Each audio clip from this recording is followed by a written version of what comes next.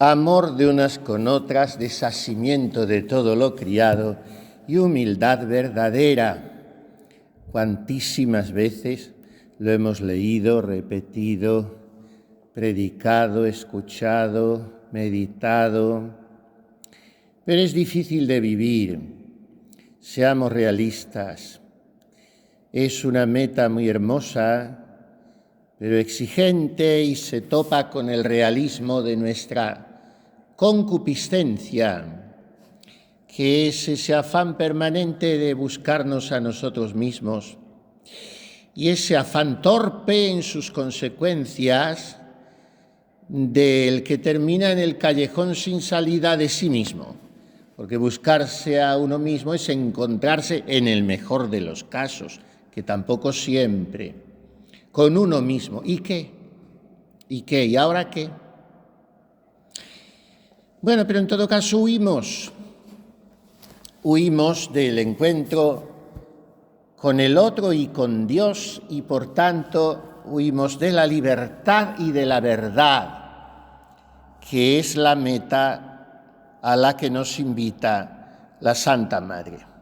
Vamos a verlo un poco brevemente, porque ella lo que nos propone es aprender este camino de libertad, sin el cual no hay realización de la persona. Aprender lo del buen Jesús, que es el hombre libre, porque solo vive en la voluntad de Dios y en la entrega al Padre. Y esta es la meta del camino de la oración que a sus hijas y a todas las almas propone la Santa Madre. Y para el equipaje de esta aventura de interioridad, pues 3 cosas necesarias, que son estas que tanto repetimos con ella: amor fraterno, desasimiento de todo lo criado y humildad verdadera. Y sólo así se puede ser mujeres contemplativas. De otro modo, cuando pensaren que lo son, están muy engañadas, dice ella. Y por tanto, poned los ojos en él, porque estas 3 virtudes, amor, desprendimiento, humildad, son tan amadas de nuestro enseñador Cristo que nunca un punto se vio sin ellas, y son tan necesarias que, sin ser muy contemplativas, podrán estar muy adelante en el servicio del Señor. Y es imposible, si no las tienen, ser muy contemplativas, y cuando pensaren lo son, están muy engañadas. Cada vez más he ido viendo, al tratar las almas y al conocer un poquito la mía, que no somos contemplativos, son muy pocas las almas contemplativas, porque no somos libres. Ahí está todo. Porque no estoy pendiente, o sea, colgante de otras cosas más que de Dios. Y al no ser libres, eso incapacita mi floración interior, el desarrollo de mi alma, que está siempre constreñida por miedos, por afectos, por complejos, por heridas, por dependencias, por compensaciones. Y de esto es de lo que viene a desenredarme la Santa Madre. Primero, el amor. El amor es lo que libera. Qué bonita es la comunidad que ellas se pintan sus deseos. Qué evangélica, qué fresca, qué joven. 13 pobrecillas, amigas todas, amigas. Cuán alto es el valor de la amistad para Teresa de Jesús, que ha abierto su corazón como una playa para todo el que llegue. Barcos grandes o barquichuelas o faluchos, todo cabe allí, porque ella está abierta y viene a dar. No es la suya una actitud de que le tienen que dar constantemente los demás. Y por eso quiere fundar una comunidad evangélica en la que rige no el rigor de las observancias por encima de todo, sino el amor. Porque entonces no hay cosa enojosa que no se pase con facilidad en los que se aman. Y por eso, en amaros mucho unas a otras, va muy mucho. Y esto nuevamente nos invita a aprender lo del buen Jesús, a quien ella llama preciosamente el capitán del amor, o sea, el que va en cabeza de este ejercicio de la caridad. Y por eso la santa nos propone andar despiertos en el amor, no dejar que se nos duerma, que se nos anquilose, que se nos amortigüe el amor, que languidezca en nosotros, que se nos cubra de la ceniza, de la rutina, del aburrimiento, del cansancio. No, estar despiertos en el amor. ¿Por qué? Siempre Cristo, Cristo, Cristo. Porque el buen Jesús no duerme. Es menester ver el suyo, su amor, para despertarnos cada día. Pues es necesario despertarnos a amar. Y por tanto, que los que os traten, dice a sus hijas, aprendan vuestra lengua. ¿Qué lengua es esta? La del amor. Pero cuidado con esta lengua, porque puede ser ambigua y hacer personas bilingües que usan la palabra amor, prostituyéndola, adulterándola, poetizándola, y dicen que aman mucho a Dios porque no aman a nadie más que a sí mismos. Hay que educarse en el amor para no andar sin entenderse engañados, dice ella. Y por eso, despertar el amor. ¿Y qué es lo que despierta el amor? Que miremos y consideremos lo que debemos a Jesús y la muerte que pasó por nosotros. Y despierta el amor la verdad y la clarividencia y el autoexamen, sin olvidar, como dice ella, que el amor tiene muchos enredos, porque decimos que amamos y en realidad no es amor. ¿Cuándo damos el nombre de amor a la posesividad, a la búsqueda de compensaciones afectivas, al egoísmo, a la dependencia? Todo lo que no está empapado de libertad no es amor.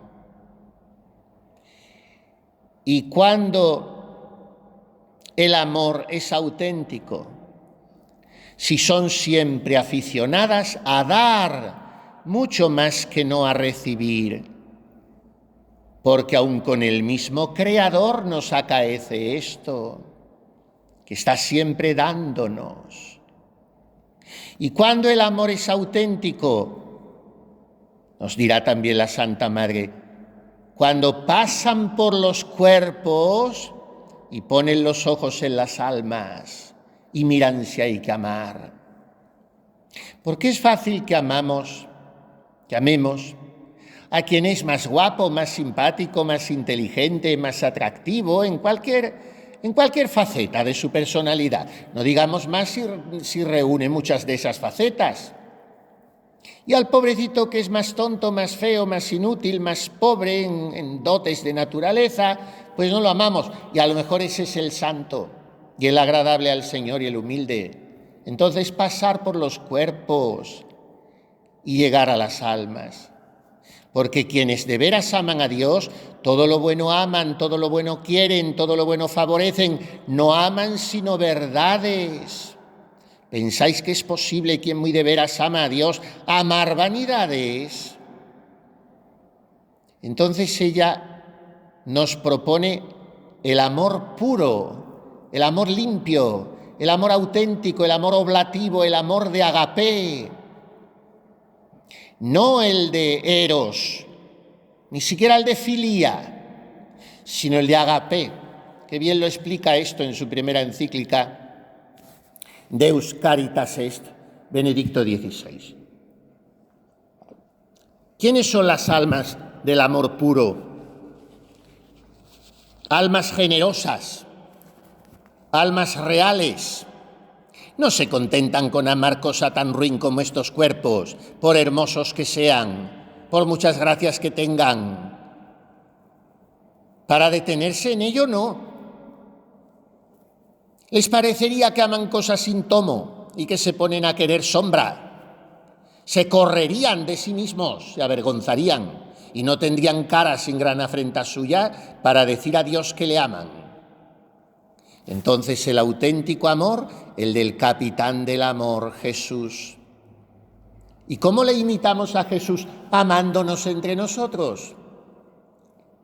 Y nos aconseja la Santa Madre.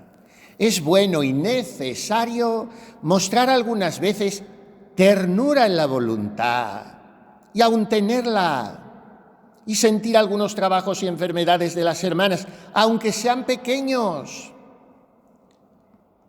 estando atentas a las necesidades de las otras, apiadándose, no buscando el bien personal, sino el de la comunidad.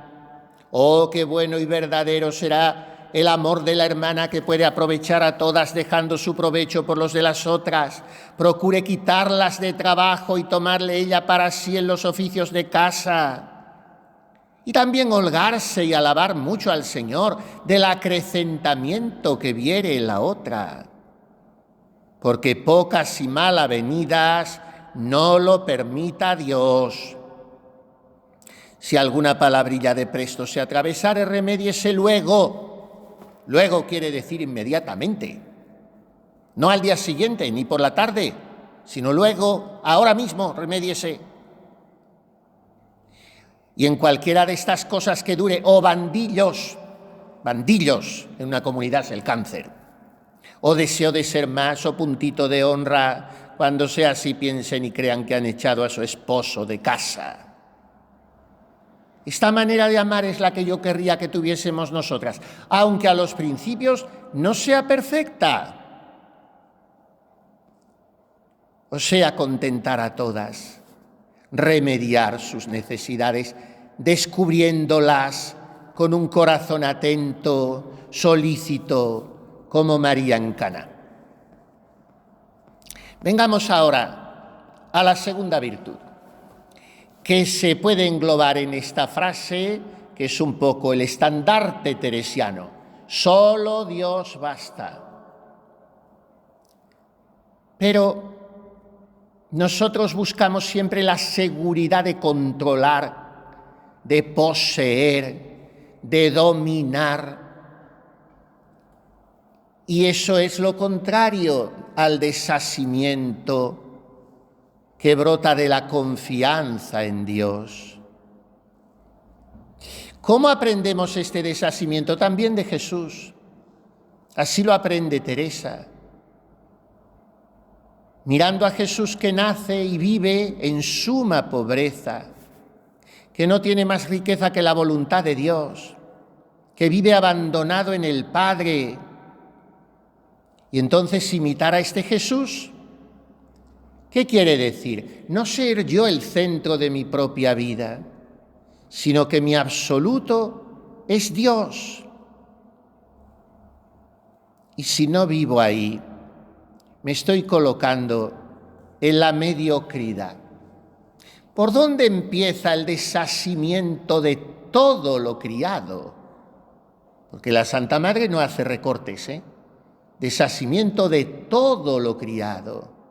¿Por dónde empieza? Por mí mismo, que soy el que me tengo más cerca. ¿Y qué es ese yo mismo? Pues lo primero es mi cuerpo. Si yo vivo prestando a mi cuerpo excesiva atención, no puedo hablar de desasimiento. Pero tantas veces se nos olvida que este cuerpo tiene una falta, que mientras más le regalamos, más necesidades descubre. Es cosa extraña lo que quiere ser regalado. Lo primero que hemos de procurar es quitar de nosotras el amor de este cuerpo, que somos algunas tan regaladas de nuestro natural y tan amigas de nuestra salud, que es cosa para alabar a Dios la guerra que dan. El cuerpo tiene que estar educado también para la oración, porque oramos con el cuerpo, todo lo hacemos con el cuerpo. No nos vamos a desprender de él hasta la muerte y provisionalmente, porque vendrá la resurrección de la carne y volverá a unirse el alma a él. Pero todo lo hacemos con el cuerpo. Entonces el cuerpo tiene que estar preparado para la oración. ¿En qué sentido? Relajado, pues no siempre se podrá. Descansado o fuerte para estar de rodillas toda la hora. No me refiero a esa preparación corporal. Me refiero a que yo no viva pendiente de mi cuerpo, o sea, que mi cuerpo esté ya acostumbrado a que yo no le haga caso. Porque si no, 2 horas de oración al día son muy peligrosas para que empiece también a pensar yo en las necesidades de mi cuerpo. Pero si ya le tengo acostumbrado a no escucharle, pues él no acudirá con impertinencias en los ratos de oración. O sea, ¿cuál es el peligro?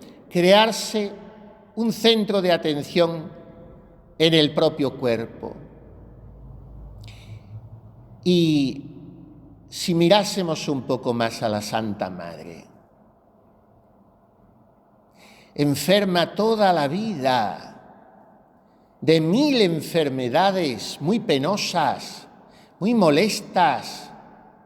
Al principio de Tiempo y Vida de Santa Teresa, hace el padre Fren un cuadro clínico de la Santa Madre que le lleva varias páginas. Y es escalofriante lo que esa mujer sufrió físicamente, desvencijado su cuerpo en 100 caminos de España, en aquellas carretas. ¿Cuándo fue al médico? Nunca. Se lo llevaron a su celda cuando se estaba muriendo, cuando ya no hacía falta. Quítense de ahí, doctores, que lo que no es, no es. Déjenme morirme, que es lo que hay que hacer a los 67 años que tengo. Y se murió. Y no había ido nunca. Nunca. Y tiene un historial médico interminable. Un historial clínico, quiero decir.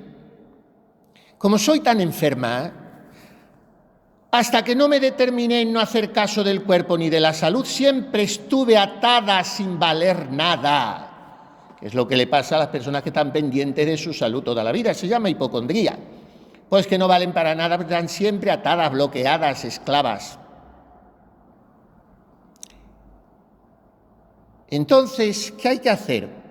Traer el pensamiento en la vanidad que es todo y cuán presto se acaba, y ponerlo en lo que no se ha de acabar. Y esto nos lo dice una enferma crónica, de muchos males muy penosos, que dormía 3 o 4 horas cada día, pero que no se había creado un centro de atención en su propio cuerpo. Y así se había librado de los miedos. ¿Qué es el miedo? ¿Qué es el temor? ¿Cómo se define? Hoy se lo he dicho yo a una persona y no me diga, claro, con razón el miedo bloquea tanto, inhabilita, claro, si es eso, yo nunca lo había pensado que era eso. Y pues ¿tú qué te crees que es el miedo? La cosa más ininteligente, más torpe y más necia que hay en el mundo, porque es sufrir de antemano y sin necesidad. ¿Qué es el miedo? Definición, digamos así, psicológica, antropológica: la perturbación del ánimo por un mal futurible, o sea, por un mal que puede o no puede darse, que ya veremos si sucederá, pero yo mientras tanto vivo en zozobra, con mi ánimo conturbado. Eso es el miedo. Miedo a morirme, miedo a que no me quieran, miedo a estar mala, miedo a que me voy a caer por la escalera, miedo a la noche, miedo a mi vida pasada, miedo a todo, miedo, pero ¿qué? Entonces la Santa Madre que nos enseña, la libertad, porque el miedo es una forma de mentira. ¿Y qué es lo que nos ayuda a atravesar las cañadas oscuras y los valles tenebrosos? La confianza en ese cayado que me sostiene, que es el de Jesús. Y uno de los principales miedos, por no decir el número uno, es el miedo a la muerte.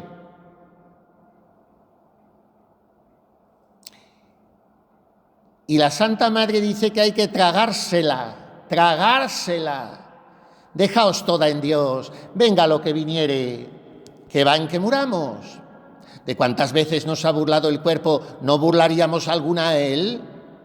Y creed que esta determinación importa mucho más de lo que podemos creer, porque de muchas que poco a poco lo vayamos haciendo, quedaremos señores de él. Otro miedo, a la opinión de los demás, al concepto que de mí tienen, a la valoración que de mi persona o habilidades o cualidades van a hacer, a sentirme agraviado, minusvalorado. No podemos caer bien a todos, esto es imposible. Y a algunas personas les caeremos gordos e inevitable. ¿Y qué pasa? Bueno, yo no voy a hacer méritos para ello, pero... Y luego tampoco podemos pretender que todo lo de los demás nos caiga bien a nosotros. Ahora, ir amontonando en el corazón una colección de agravios, de lo que me han hecho, de lo que yo me imaginé que me hicieron, ¿qué me hace ser negativo? Y olvidar todo lo que Dios me ha hecho de bueno y caer en un victimismo. Y eso es tóxico. Eso mata la perfección. Es que me tienen, es que me machacan, es que me hunden, es que me ignoran. Es que... Aparte de que es poco elegante decirlo a los demás, ni a uno mismo, pero es un miedo. Entonces, ¿qué hay que hacer? Investigarnos, examinarnos, explorarnos y descubrir todos esos apegos, adhesiones íntimas, donde se juega la gestión, digamos así, de nuestras pasiones, nuestros gozos, nuestras esperanzas, nuestros temores, nuestros dolores, y esto nos hará no vivir engañados y vivir en libertad. Porque es verdad, el desasimiento va contra nuestro natural, porque es guerra contra nosotros mismos. ¿Qué es lo natural? Buscarnos a nosotros mismos, hacer lo que queremos, buscar mi interés. Por eso hay que contentarse solo de contentar a Dios sin hacer caso de contento suyo. Abrazarse con solo el Criador, no se nos dando nada por todo lo criado. Procurar este bien de darnos al todo sin hacernos partes. Ahora hay que también ser indulgentes y pacientes con el propio proceso, porque esto no se hace en un mes ni en un año. Pero mientras tanto, quitar las afecciones de las cosas que son baladíes y ponerlas en lo que nunca se ha de acabar, quitar de nosotros el amor de este cuerpo. Solo Dios basta. Fuera esclavitudes. Y por fin hablemos, ya brevemente, de la última virtud, que es la humildad verdadera, que aunque la digo a la postre es la principal y las abraza a todas. La humildad no es encogimiento, la humildad no es complejo, la humildad no es timidez, que es la forma más refinada de la soberbia que hay. Cuando alguien se me disculpa, se me justifica, se me anticipa, es que mire usted, yo soy muy tímido. Bueno, a lo mejor no lo eres tanto como dices, pero si lo eres y encima te apoyas en eso, es que lo que tienes es un amor propio muy refinado porque vives presa del miedo a quedar mal, que eso es la timidez. Entonces, eso no es humildad. Eso es la falsa humildad que hace estragos. Tampoco es humildad una pobreza miserable y sucia, un descuido. Es humilde, no se preocupa de cómo lleva el hábito, de cómo tiene, que va a ser humilde. La persona desordenada, descuidada y en definitiva falta de caridad consigo misma y con las demás. Y entonces, ¿de quién tenemos que aprender la humildad? Decimos lo mismo otra vez. Del buen Jesús, que es el que nos enseña a vivir en verdad, a vernos tal cual somos y a saber que valemos lo que valemos ante Dios, ni más ni menos. Pero es inevitable que se nos meta la idea del mundo. ¿Cuál es la idea del mundo? Que el mejor puesto es el primero. Y eso es un error tan torpe. Cuando el primero es el puesto más incómodo, más peligroso, más cansado. El mejor puesto no es el primero. Ni lo más importante en esta vida es el reconocimiento de los demás. No. La Santa Madre nos enseña a, como Jesús nos enseña en el Evangelio, evitar los primeros puestos. ¿Qué significa la palabra honra en el lenguaje teresiano? Esto, el afán de mayorías de primeros puestos. Esto es la honra. Los negros puntos de honra, que son un tóxico que mata la perfección, que crece como la espuma, que impide medrar, dice ella. Esto es. Y a veces todo eso lo envolvemos en una falsa humildad, que en realidad es mentira. ¿Y cuáles son los peligros?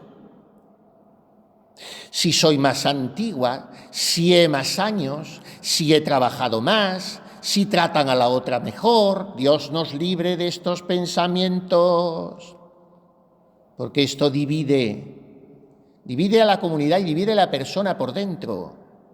Y si se detienen en ellos o lo ponen en plática, es pestilencia y de donde nacen grandes males. Lo cuenta porque ella estuvo enredada en todo eso. Íbame al hilo de la gente, dice ella. Cuando yo era joven, íbame al hilo de la gente. Para ser querida, para quedar bien, le gustaba gustar, porque sabía que gustaba mucho y le encantaba gustar. Íbame al hilo de la gente.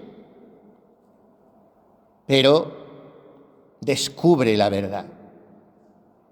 Y les dice a sus monjas que tengan cuidado con los sofismas, con las falsas razones, con las mentiras con apariencia de verdad. Huya 1000 leguas de razón tuve, hiciéronme sin razón, no hubo razón quien esto hizo. Eso es vivir en la mentira, porque como dice ella, nunca nos culpan sin culpa. Aunque no tengas esa, ¿de qué te culpan? Tienes otras muchas, que si te las dijeran sería todavía peor. La que no quisiere llevar cruz, sino la que le dieren muy puesta en razón, no sé yo para qué está en el monasterio. ¿Había razón para que nuestro buen Jesús sufriese tantas sinrazones? Por eso la humildad es andar en verdad, es buscar la gloria de Dios y no la propia, es no hablar de uno mismo ni alardear de lo mucho que somos o tenemos, es saber que no podemos nada sin Dios. Y es darle gracias constantemente por lo que somos y saber también que en cuanto hijos suyos, todos somos iguales. El otro es más listo, el otro más alto, el otro más tonto, ¿qué más da? Pero hijos de Dios, todos iguales. En esta casa todas han de ser iguales. Dios os libre, hermanas, de semejantes contiendas, aunque sean burlas.